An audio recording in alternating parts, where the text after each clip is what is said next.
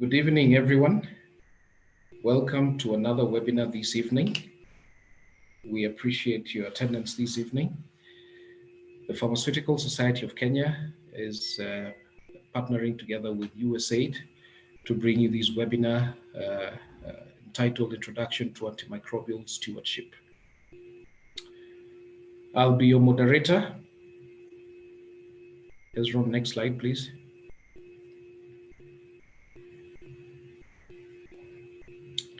I'll be your moderator this evening. My name is Dr. Michael Mungoma.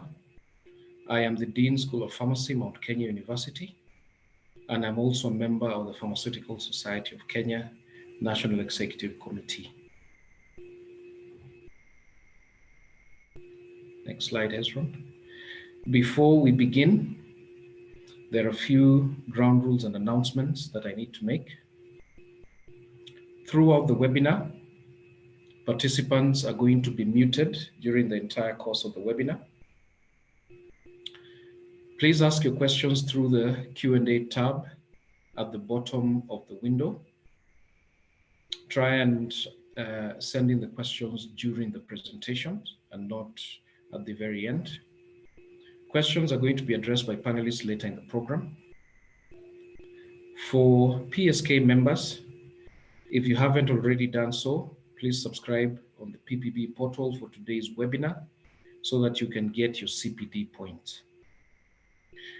For KPA members and other cadres that are attending this webinar this evening, the attendance list will be forwarded on request to your officials for the awarding of CPD points. So remember again that the CPD points are going to be awarded only to paid up members. This webinar is also being recorded and is going to be made available after this on the PSK's YouTube page.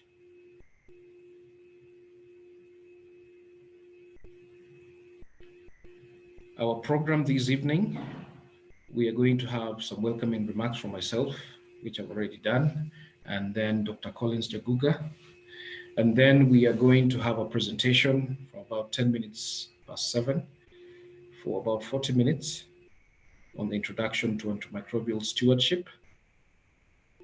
And then after that, we are going to have a short presentation on becoming an antibiotic guardian. Thereafter, a question and answer session.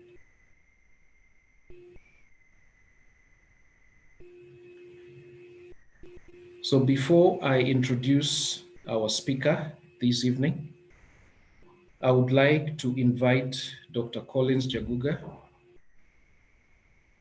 to introduce us to the MTAPS program, as well as CMEs that are going to follow after this. Dr. Collins Jaguga.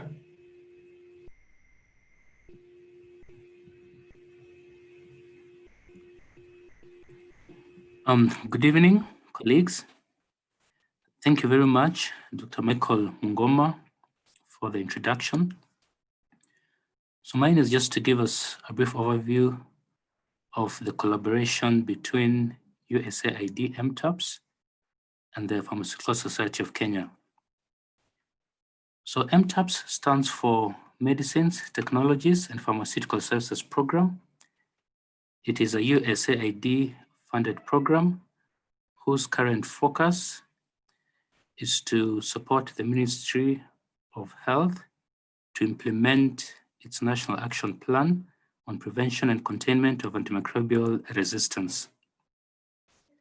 This National Action Plan envisions AMR and by extension antimicrobial stewardship being a core component of professional development. To this end, USAID MTAPS partnered with PSK to come up with a course on antimicrobial stewardship, targeting pharmacy practitioners in practice. So today's talk is part 1 of a series of 7 CPD talks that we will have. So today we will talk about introduction to antimicrobial stewardship. In 2 weeks' time, we will have another session on components of antimicrobial stewardship programs. core elements for AMS programs, actions and effective interventions to support antimicrobial stewardship, antimicrobial stewardship potential pitfalls and mitigation, monitoring and evaluation of antimicrobial stewardship programs, and finally, planning and establishing an antimicrobial stewardship program at a healthcare facility. So we will have these talks at intervals of every 2 weeks. Welcome, and back to you, Dr. Mngoma.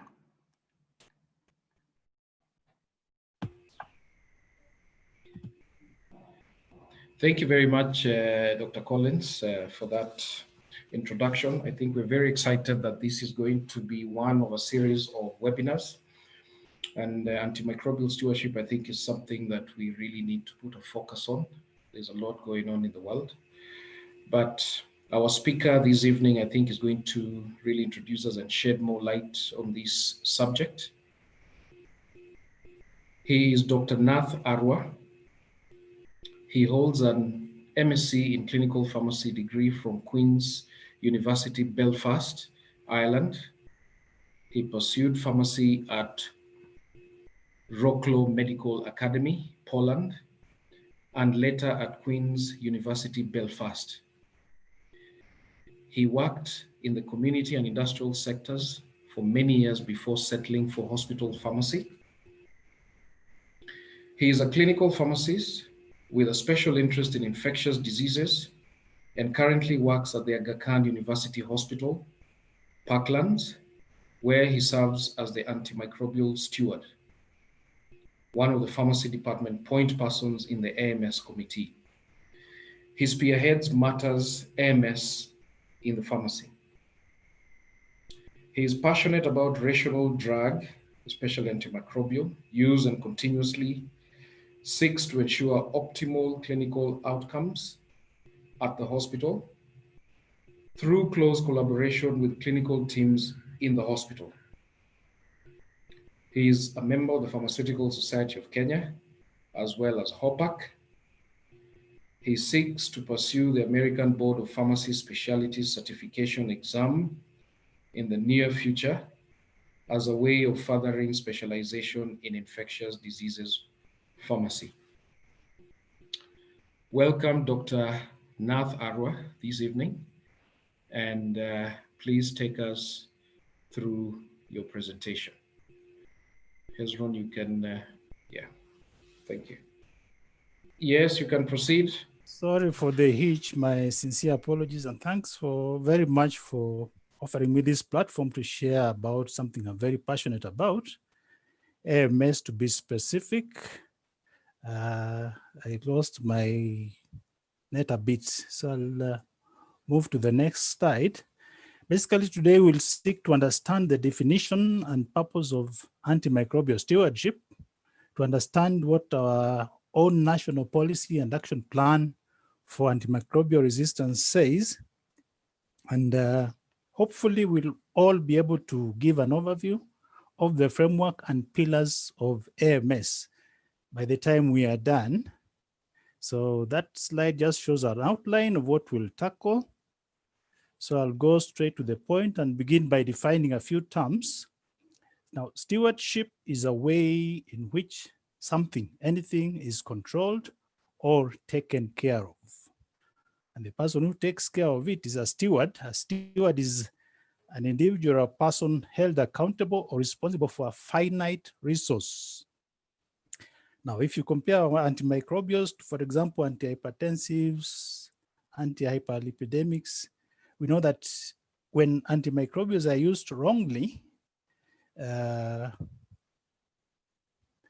bad actions may impact on future patients who will require the same antimicrobials. Unlike the antihypertensives, where underdosing one patient may not necessarily affect a future patient. Now, antimicrobial stewardship is not a one-man show. It's a set of coordinated efforts or activities that are executed in a systematic fashion, an orderly manner, with the objective of improving the use of antimicrobials, of clinical outcomes by extension, and it's also sensible to measure the impact of your intervention so that you see where there are openings or opportunities for teaching or education to improve practice.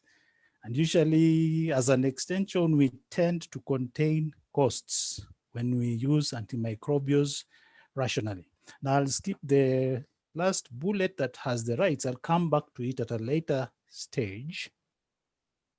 Now, antimicrobial resistance can be defined as the ability of microorganisms or microbes to stop or prevent the activity of antimicrobial agents that once were effective against them.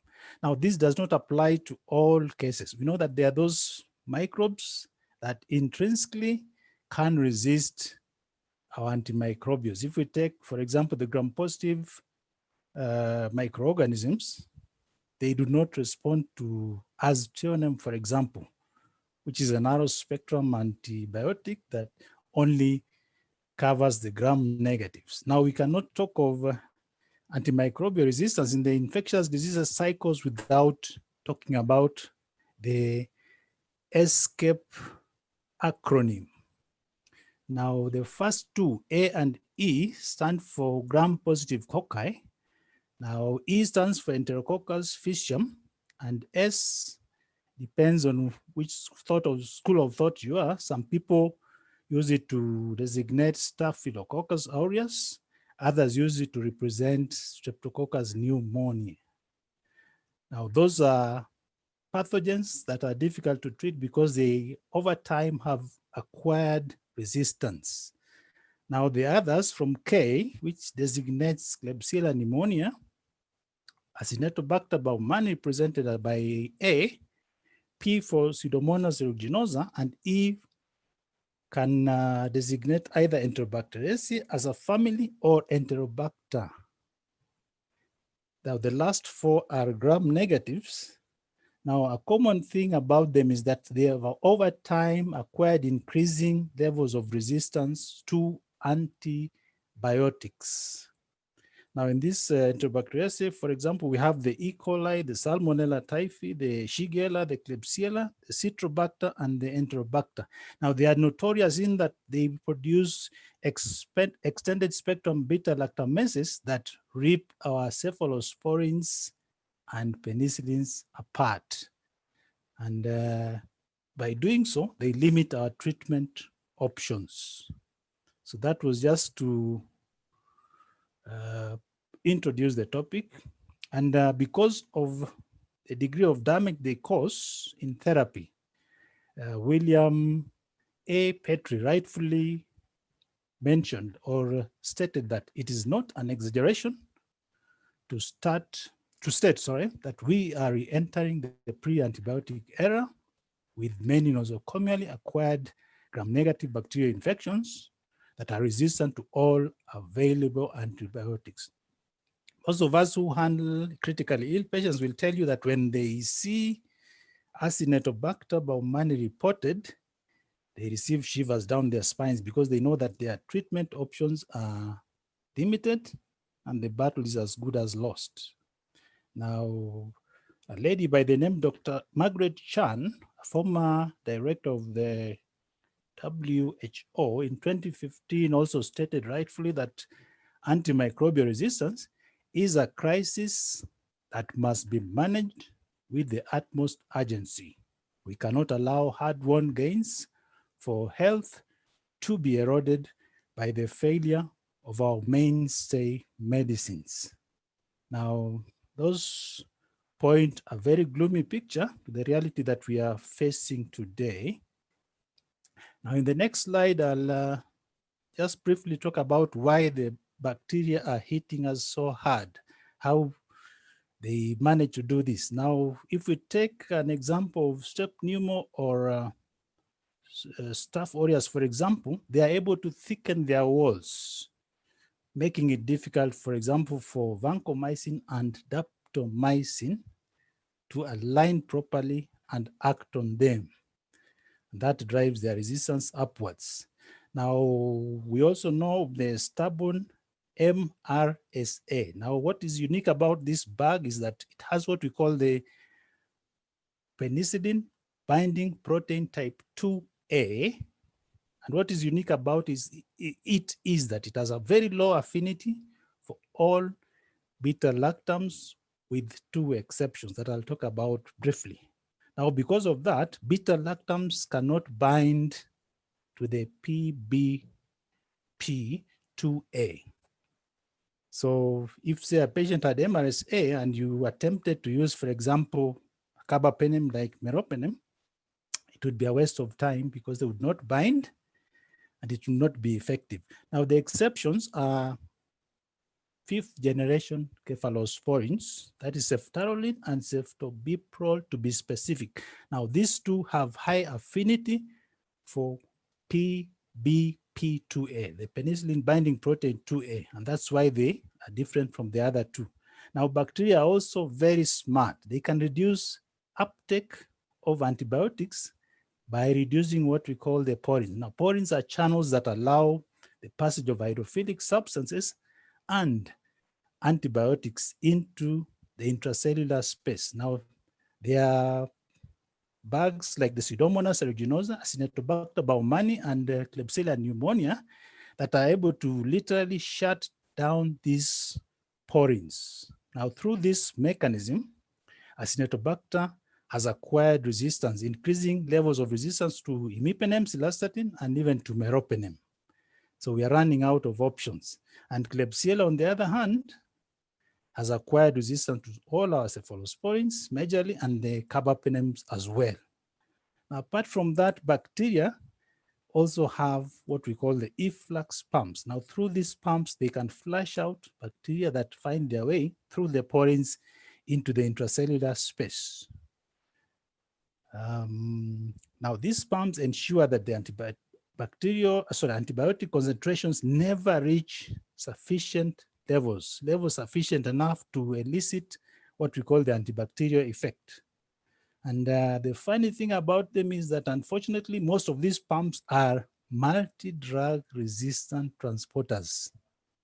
So one bug can flush out several antibiotics from different classes, and that can leave you with almost no options. And that is what gives them strength as multi-drug resistant microorganisms.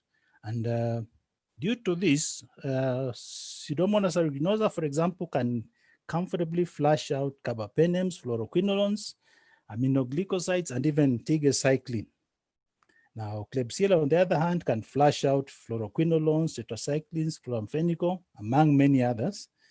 And the dreaded Acinetobacter baumannii, on the other hand, can flush out fluoroquinolones, beta-lactams, tetracyclines, including our last line of defense, which is a glycylcycline by the name tigecycline.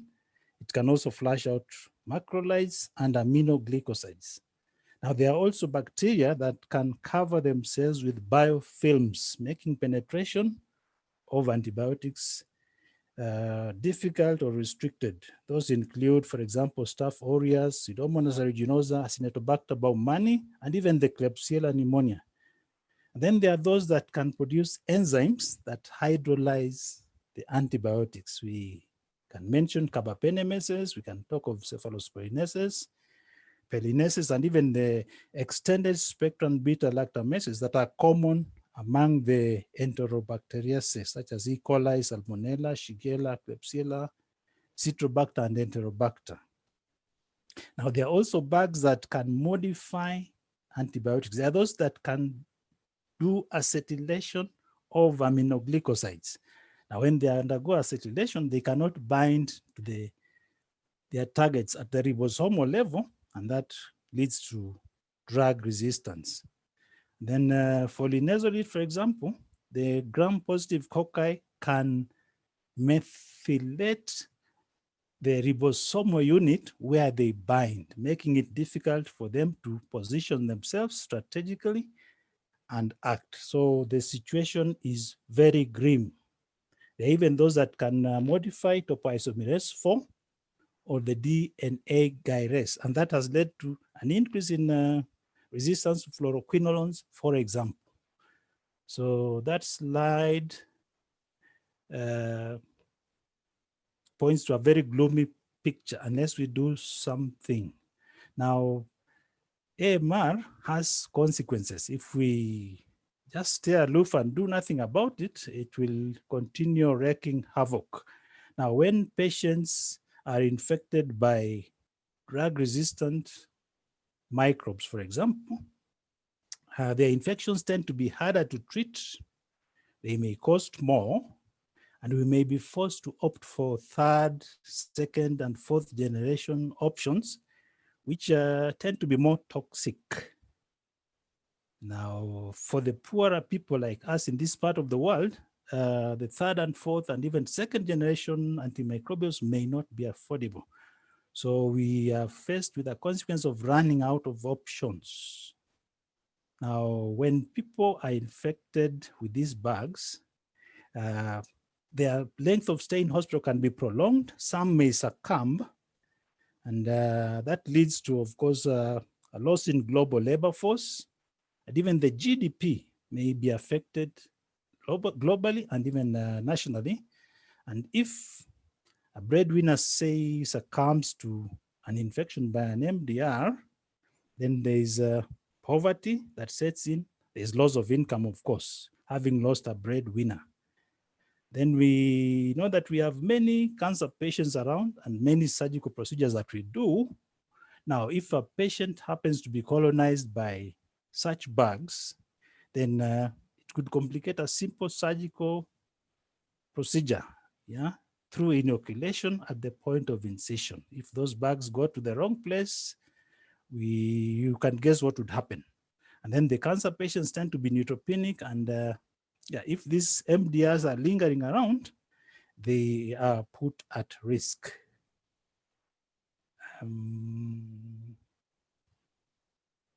Now, we also know that they can affect animals and plants. Now, when the plants and animals are infected by these bugs, then even our productivity goes down. You cannot go exporting beef, for example, that is laden with the microbes. So this has a negative impact on global trade, and it reduces exports. Then, there's a gap between the rich and the poor. Now, this issue of AMR is hitting us harder, and we cannot afford the third line, the fourth line, the second line treatments. And we rely so much on labor force to do our agriculture, to work in our industry. So if these people are down with the MDR infections, then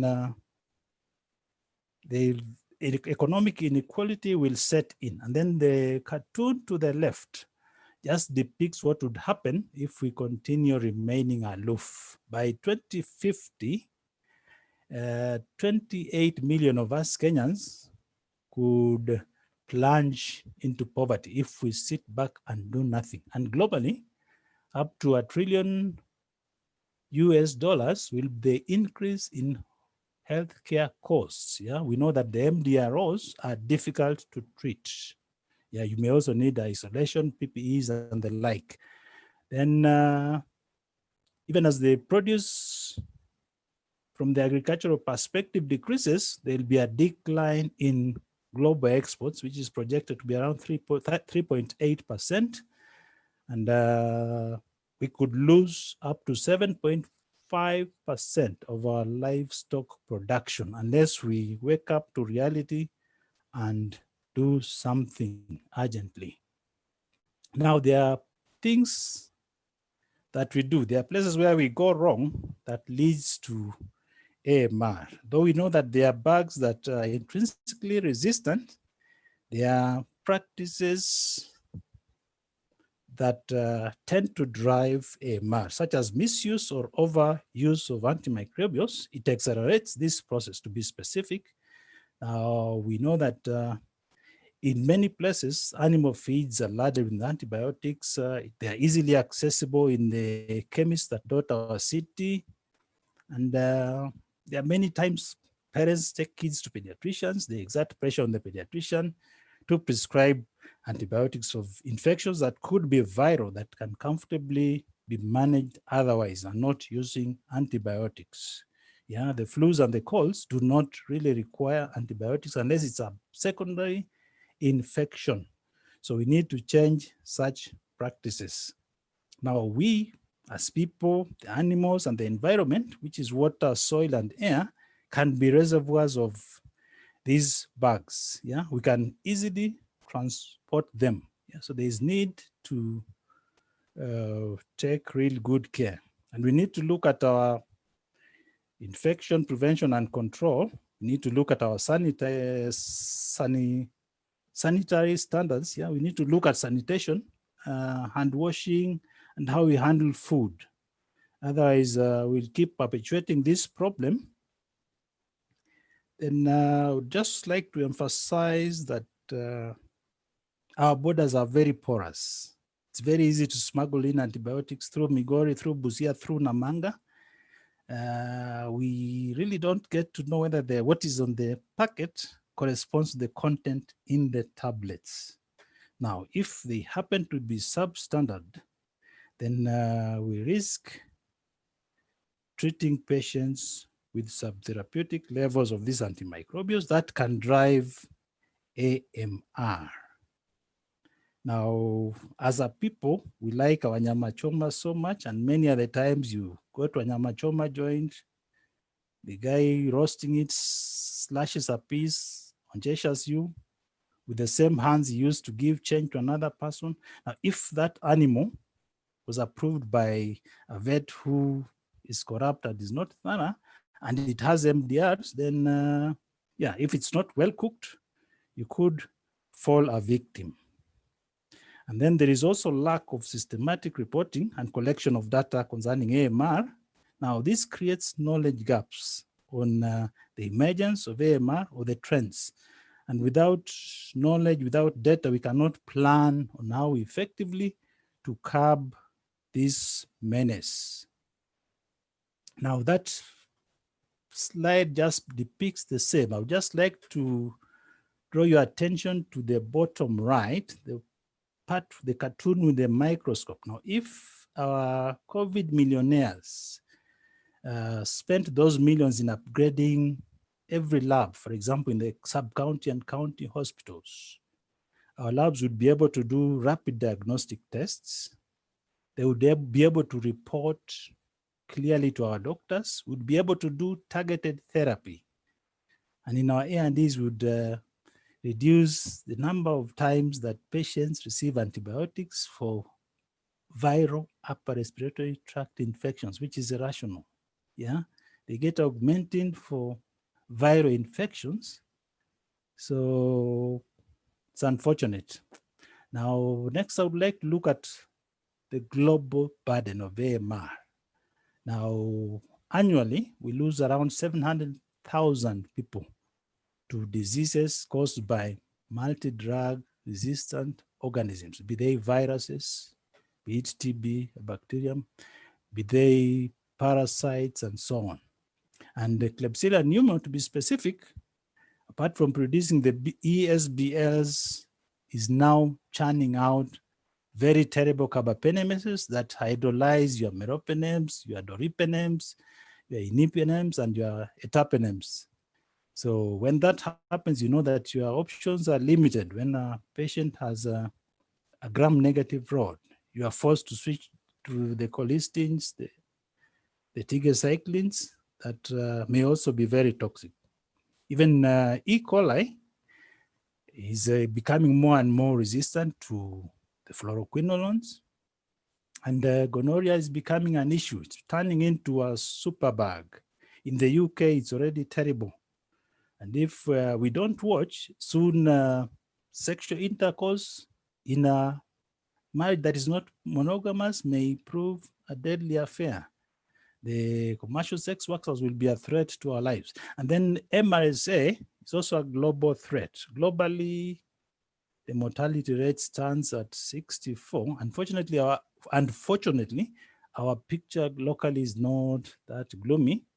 My AMS boss, Professor Adams, says this is an American problem, that MRSA and C. diff are American problems.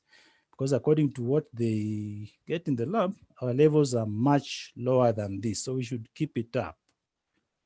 Now, the enterobacteriaceae are also getting more and more resistant to carbapenems. And in 2014, the WHO reported 480,000 new cases of MDR-TB. Now, those who manage these patients will tell you it's not cheap. And then with the way we use our fluoroquinolones, left, right, and center in our A&Es, we lose them as options in the management of MDR-TB. So we need to wake up. Malaria and the HIV are not any better. The pathogens there are also becoming more and more resistant. Now, closer home, strep pneumo, Haemophilus influenza type B, the non-typhi, salmonella, and the Neisseria gonorrhea are becoming more and more resistant, not just to ampicillin and cotrimoxazole alone. They are also becoming resistant to our favorite ceftriaxone. Now, the way we use it, you might think there's an outbreak of ceftriaxone deficiency. We need to preserve it to some extent. Now, a study was done in Western Kenya, which showed that 50% of pathogens isolated from bacterial diarrhea were resistant to first-line antibiotics. And of those, 75% were resistant to up to 3 agents. Now we are breeding superbugs unless we take great care. Now, MDR and typhi salmonella in hospital and community settings also shot up by around 11% between 1993 and 2003, according to another study. And in 2009 to 2010, there were studies that were done in 4 clinics in 3 regions of this country that I may not mention now, and they showed an average of 53.2% levels of resistance. So there's a problem. There's a big problem. And then, of course, of concern is H. influenza, type B, and strep pneumo. In fact, the strep pneumo is getting more and more resistant to our ceftriaxone. And that's why some ID specialists would now recommend that if meningitis is caused by strep pneumo, and they'll advise you to co-administer it with vancomycin, which is still effective against strep pneumo, to avoid that case of, cases of treatment failure. There are strains that could resist and your patient could succumb from meningitis. So that's just a by the way. And kudos to our colleagues at KNH, Machakos, and a few other hospitals. They took the bull by the horn and just did point prevalence surveys across their hospitals just to have a feel of how antimicrobials or antibiotics are being used and prescribed. And their study showed high prevalence of antibiotic use. Yeah, on the days they did their survey, between 45 and 69% of patients were on 1, 2, or more antibiotics. And they inferred that irrational antibiotic prescribing across the worlds was common, especially with regard to ceftriaxone, commonly used 3rd generation cephalosporin, and piperacillin tazobactam, which is commonly used extended spectrum penicillin. Now, if this trend continues, we are in big, big trouble. Now, they also noted that there was limited or no use of culture and sensitivity tests to guide therapy. Now, there are cases where these tests are ordered, the lab reports, and the clinician does not know what to do with it. So maybe there's need to educate people on how to interpret the labs. Yeah, because if you did targeted therapy, you would avoid using unnecessarily broad spectrum antibiotics, you'd cut costs. Yeah, at times inaccurate empiric therapy may not be the answer to our infection. Yeah, so we need to embrace our microbiology colleagues and make use of them. And then they also inferred that the pediatric and the surgical wards are areas of AMS focus. The surgical because of prolonged use of antibiotic prophylactically. They call it prophylaxis in quotes, but the duration of administration tended to be a bit prolonged. Now, in a positive note, A survey was done in pharmacies, retail pharmacies, community pharmacies, and those who carried out the study found out that those that were superintended by qualified pharmacists used antimicrobials more prudently, more judiciously than the ones run by quacks or the unqualified personnel. So we can positively contribute towards this battle. Next, I would just like to pose a question to the audience. Is this statement true or false? All antibiotics are antimicrobials, but not all antimicrobials are antibiotics.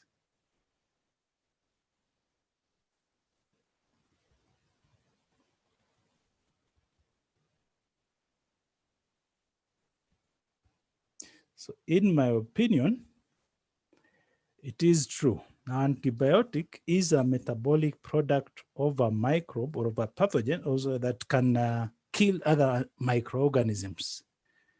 Now, the word antimicrobial is broader. It can apply to an agent that can kill bacteria, fungi, viruses, and other parasites. And an ideal antimicrobial should be able to tame these microbes without causing much harm to our bodies. I would like to then move to the significance of AMR. Now, the World Health Assembly woke up to the reality that the superbugs are outsmarting us, and they requested for a global action plan, a coordinated way of combating AMR. And in 2015, they adopted the plan that they came out with, which is depicted to the right of the screen. And at the UN level in 2017, the Assembly also woke up to this harsh reality. And they accepted the truth, the bitter truth that AMR is a challenge to us today.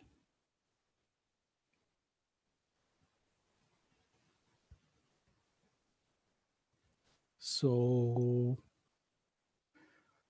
because of that, they came up with the 5 strategic objectives to curb this menace, which included improving awareness and understanding of AMR through effective communication, education, and training of the personnel that are in the front line like you and I. They also sought to strengthen the knowledge and evidence base through surveillance and research. So if any of you has an idea of herbs or any innovative products that can tame AMR, there's a gap there for you. There's an opening there for you. And then they also sought to reduce incidence of infection through effective sanitation, hygiene practices, infection prevention and control measures. Thank God for COVID. It has taught us how to wash our hands, to sanitize them, to don PPEs. I hope we sustain those trends even after COVID is long gone. Now it also they also seek to optimize the use of antimicrobials in humans and in animals. Remember, I mentioned a slide earlier that we pressurize our doctors to prescribe antibiotics where we don't need them. And the people in the animal sector also feed our poultry, our cows with feeds that are laden with antibiotics where they are not necessary. Now, they also seek to develop an economic case for sustainable investment that takes account of needs of all countries, be they rich or poor, to increase investment in novel solutions to this AMR problem, diagnostic tools, for example, vaccines, and other interventions. Remember, if we have rapid tests, we can avoid giving antibiotics for viral infections just through doing those rapid tests at our casualties. Or if our diagnostic, if our labs are used well, then we would do targeted therapy and avoid shooting 10 antibiotics before we are able to tame a microbe. Now, this is what Kenya is doing. We, as a nation, we seek to improve public awareness, understanding, and to promote education and training of professions. I'm glad to say the UON are planning to sensitize their pharmacy students at one stage of their training on matters AMR, AMS. So by the time they graduate, they'll be real champions, and kudos to the dons who came up with this novel idea. Now, we also seek to continuously monitor antimicrobial resistance and use antimicrobials and appropriately understand the trends and spread. Yeah, when we do that, we can be able to strategize on how to combat them better. And then I cannot overemphasize the need to prevent the spread through hand hygiene, sanitizing, donning PPEs, isolating patients who have MDROs, for example.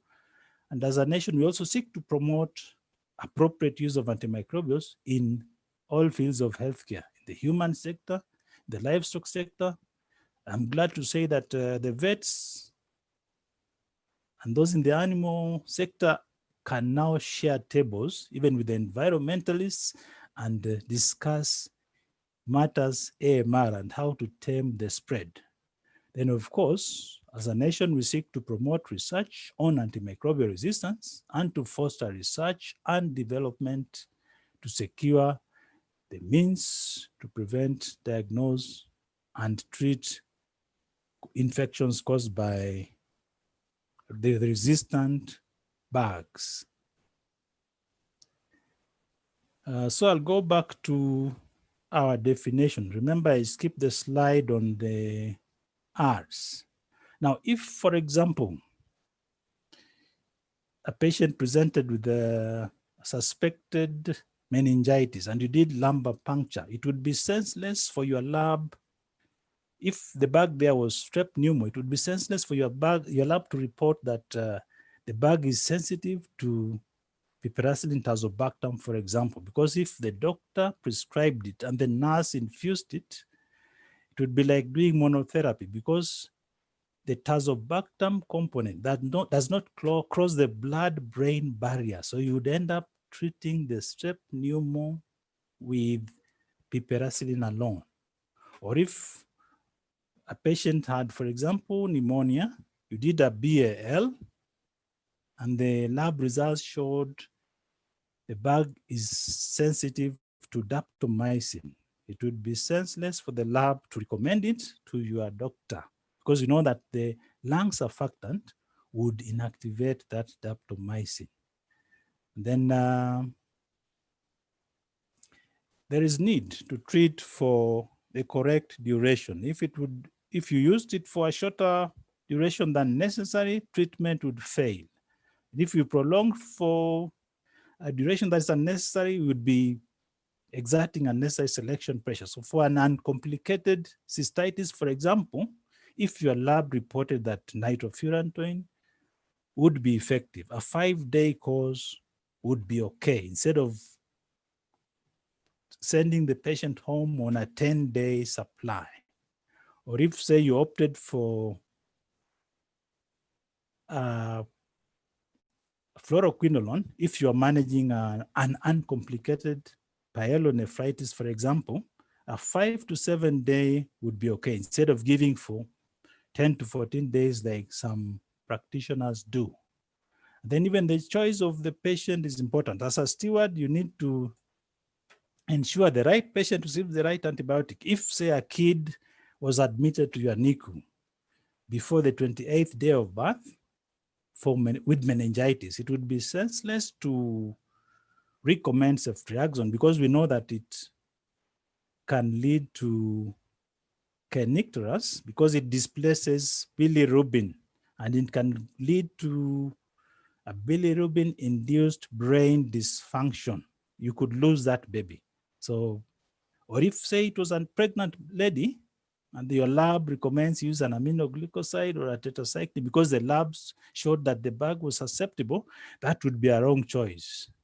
So as stewards, we need to help our colleagues make those choices. Even the rates of administration make a difference. If we had a case of an MRSA and our drug of choice was vancomycin, we know that it has infusion rate related adverse drug reactions. So it would be our responsibility to advise the nurse to infuse the dose of, say, 1 gram for over at least an hour to 2 hours to avoid those things. Or if, say, a chest physician rightfully prescribed levofloxacin, 750 milligrams IV once daily for a community-acquired pneumonia, for example, if the nurse pushed it over a half an hour, the patient would face a risk of QT segment prolongation. There would be an arrhythmia there. So as a pharmacist, it would be appropriate to tell the nurse that that dose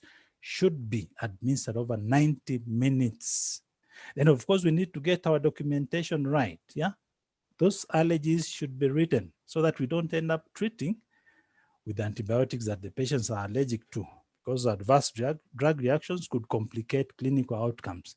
And then if, say, an aminoglycoside, for example, was prescribed, we can advise on the dosing schedule. Instead of subdividing the daily dose into 3, we could use the high dose extended interval mode of treatment. Yeah, that will reduce on nursing time. And then we also need to emphasize there that by day 5 or so, they should monitor the kidney function to ensure that we are not frying the kidneys. Yeah, we need to check the trough level so that there is no accumulation. And as we do all this, we need to preserve options for our future generations. That is key.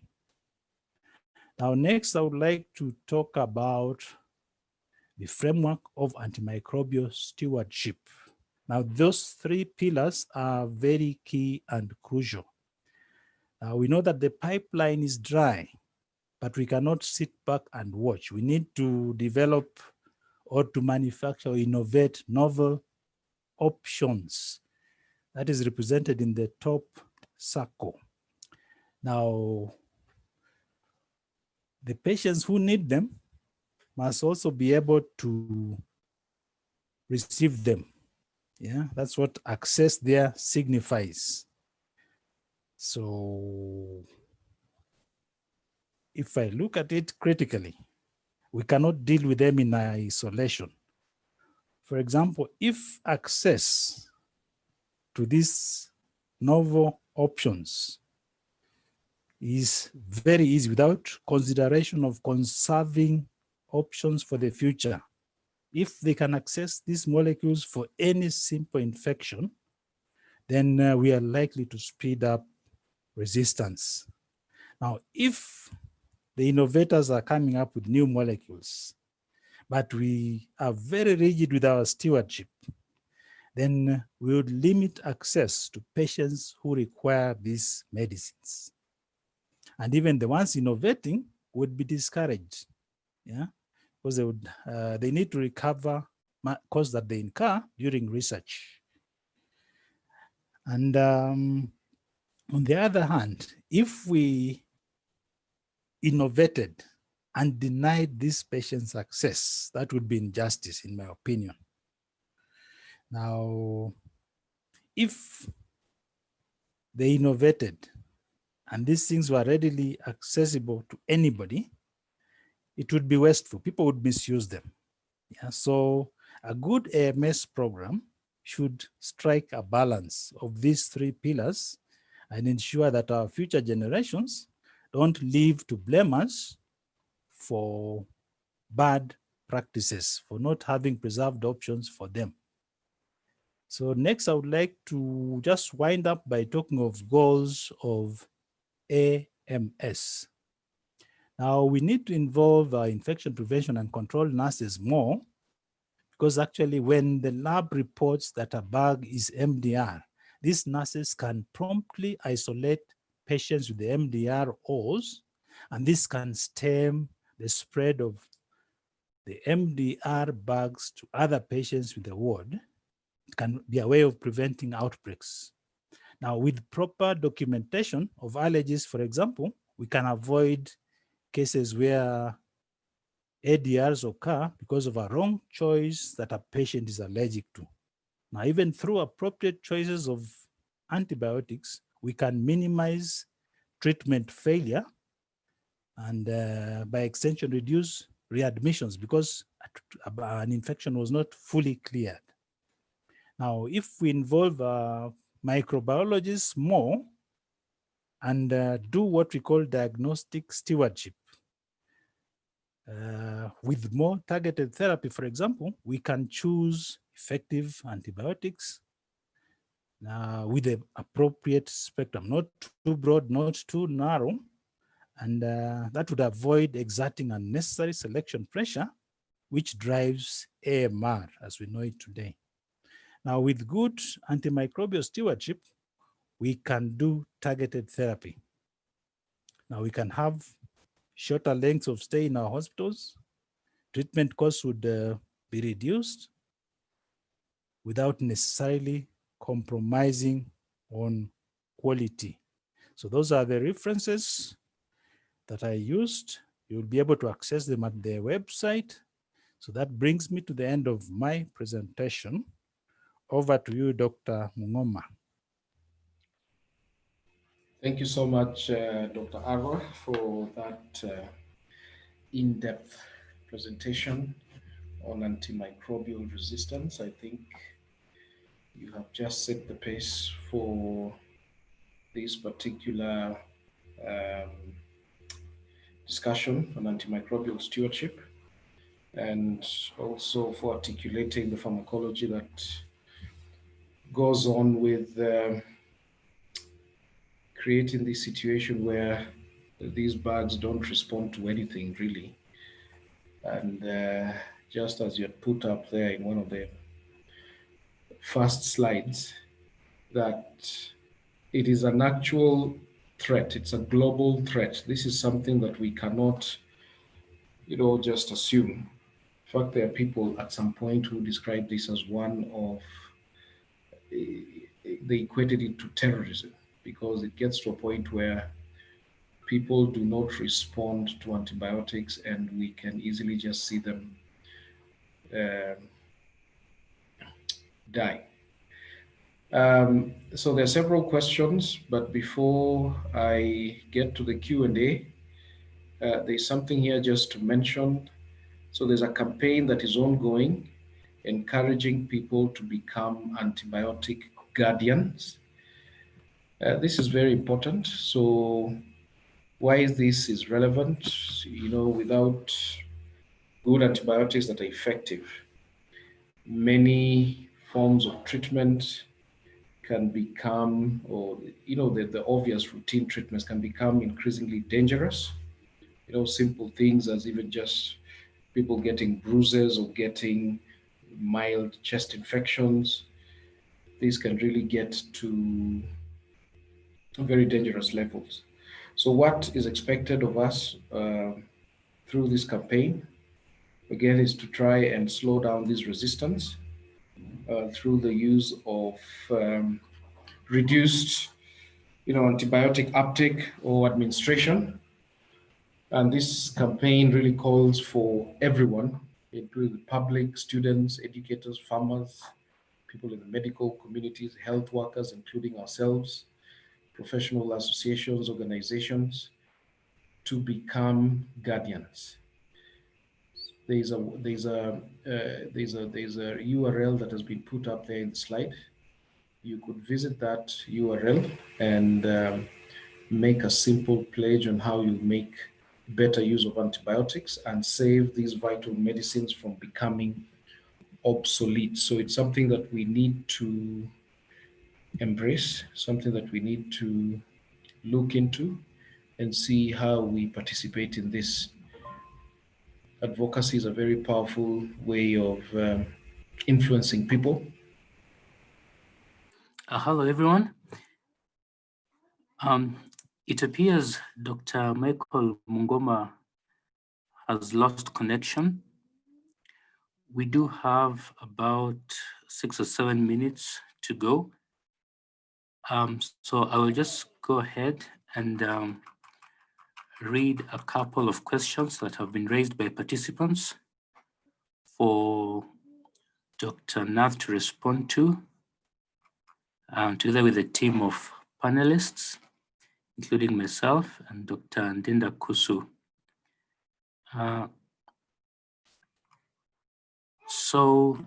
Nath, there's a question here that I have not seen much of a public health campaign about this issue.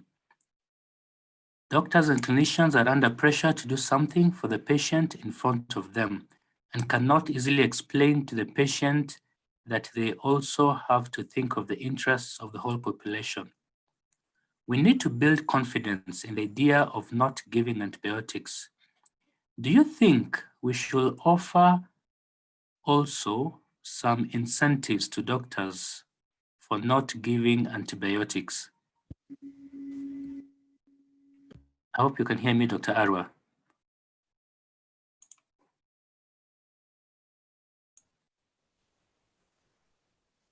I don't think incentives would be the way.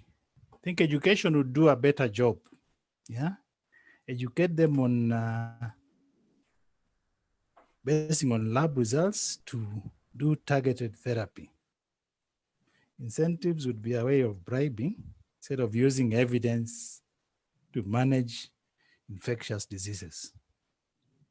Yeah, I would do more of education, both to the patient and to the clinician. Yes, I totally agree with you, Dr. Arwa. Educating prescribers does really work. The next question from Nur Said, you have mentioned that our borders can be porous and allow substandard drugs into the country. Is there something that can be done by professionals and students included to avoid this in future? I think very radically. If I had the power, I would close all these outlets, vet afresh, empower the wing that does those controls, yeah, to randomly check the content in those augmentins that land on our shelves from Uganda, from Tanzania, and see whether they're actually 625 and not 432. So I would close them and vet afresh. And I would ruthlessly deal with the quacks that are masquerading in white coats and selling Zinat for flu, ciprofloxacin for viral sore throat. Yeah, I think the PPB needs to crack the whip. Yeah, just close everything, vet afresh. We don't need the numbers. We can have a few that are doing a good job, staying open. And there are many pharmacists, pharmtechs out there looking for jobs to superintend. I would rather we have them as qualified personnel manning these outlets instead of dingy kiosks in our estates here where you ask for antacid and they want to push, for example, a PPI for profit. They are profit oriented. Hey, thank you very much. I'm told Dr. Mungoma is back. Now that we have 2 more minutes, I think you could respond to 2 more questions and then we'll hand over back to Dr. Mungoma. So there's a question here, how do we differentiate resistance from lack of drug efficacy due to substandard formulations? I think I would base everything on the lab. I would rely on the labs. If it's a pneumonia, for example, and you did BAL or the sputum, I would wait for what the culture tells me. Obviously, they'll report that it's susceptible to this antibiotic and resistant to this other one. About standards, a substandard product may take long or fail to clear an infection, that you treat with an antimicrobial that was reported as susceptible. But I believe it's up to the National Quality and Control Laboratories to be empowered to randomly test these things, yeah, that have funny batch numbers, funny sources. They should randomly ambush people and maintain standards. These things don't happen in, for example, Poland, where I studied. They are strict. In the US, you don't get this cargo business where you are sold things with the batch number or the expiry date imefutwa na surgical spirit. Yeah, I believe the PPB and the National Quality Control Laboratory can push these people thriving on the substandard products out of business. Okay, and the last question, unless Dr. Mungoma will give us more time, is are patients on cotrimoxazole? Yes, sir, I will. Okay, great. Are patients on cotrimoxazole prophylactically at risk of resistance?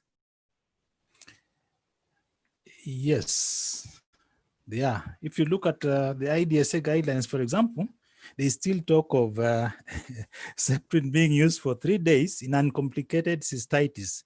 I dare not try it in our sector because we've used it to prophylax against PCP, yeah? So even the small bugs that can cause these UTIs are exposed to subtherapeutic levels. So the susceptible ones die. The resistant ones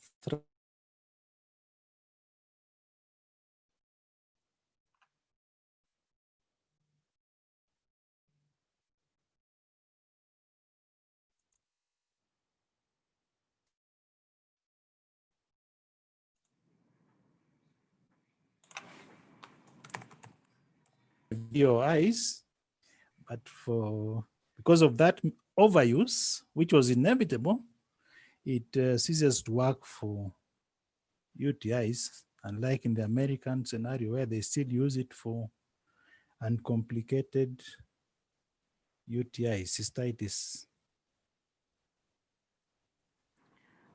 Okay, I think back to you, Dr. Mungoma, so that you can guide us the remaining time that is remaining.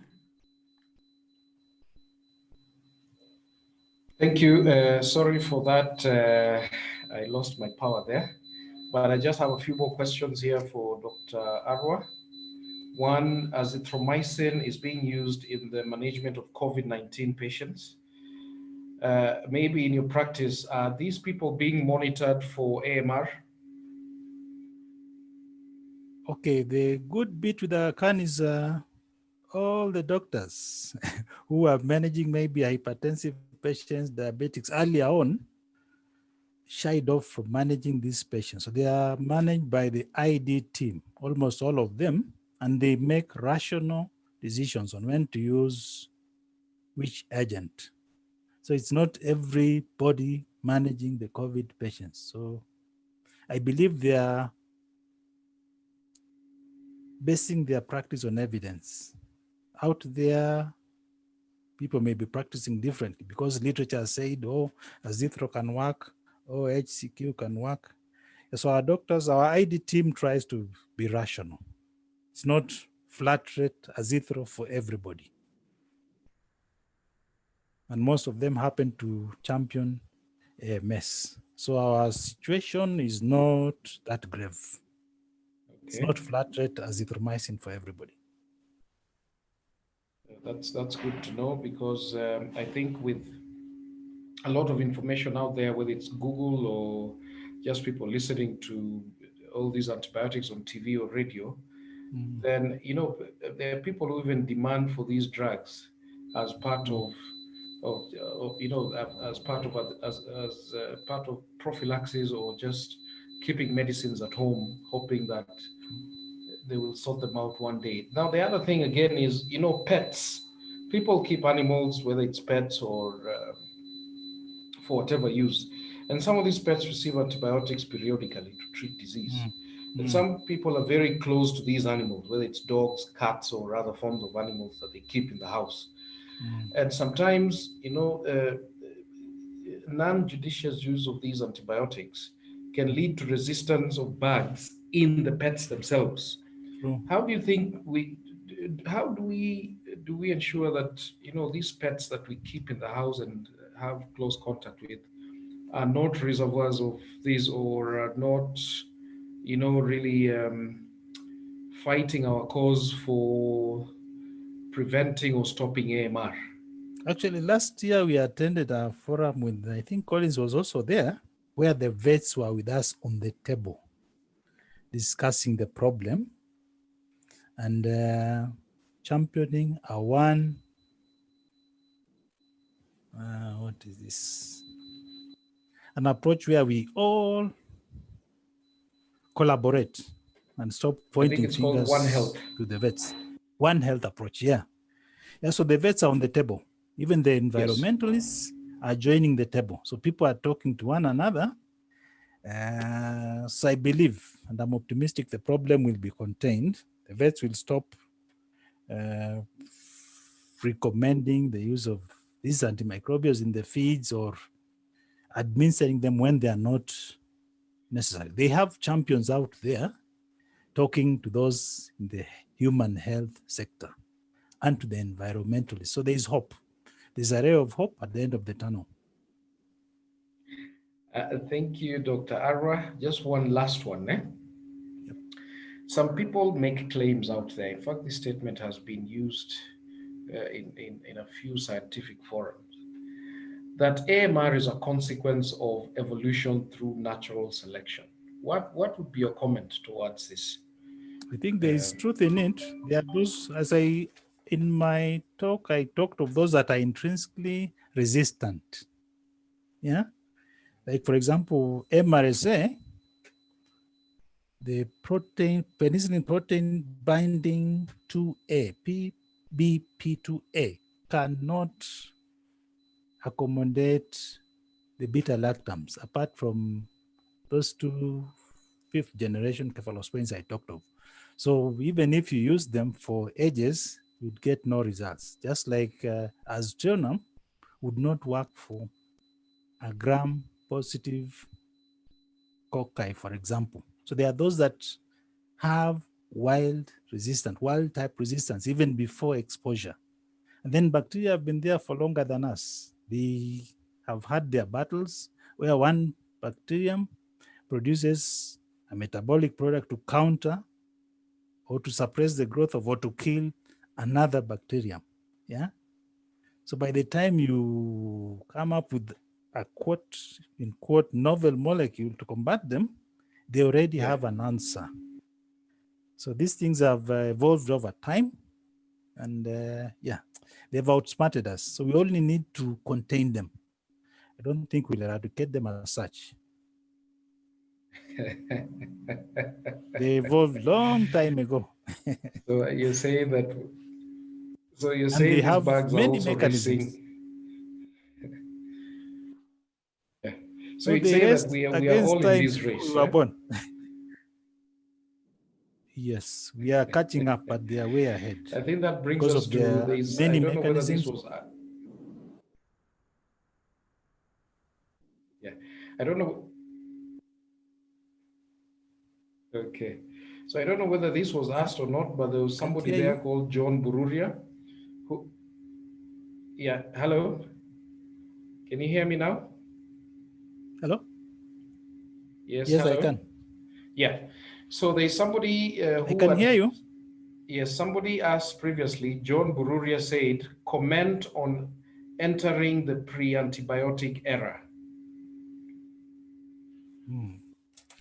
What I meant is that in the pre-antibiotic era, we had nothing to manage the bacteria or the infections caused by these microbes before the times of Fleming and the rest.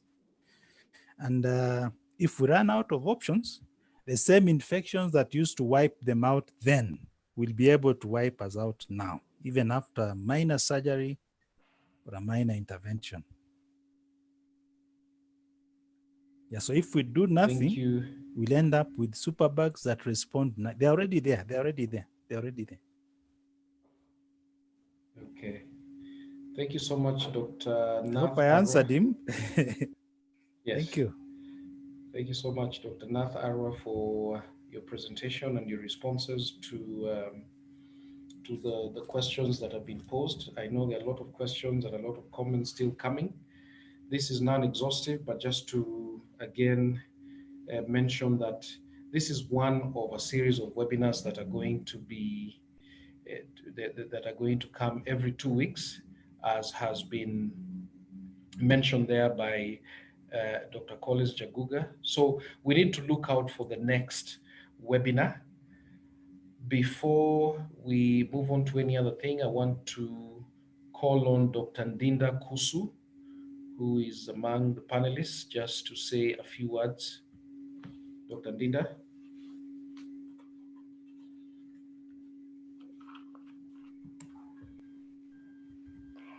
Thank you, Dr. Mike and Dr. Nath, for a very good presentation, and thank you all to all the attendees. My pleasure. Really, it's an honor. Can you hear me, Mike? Yes. Okay, great, thanks. Yes, I can. Thank you.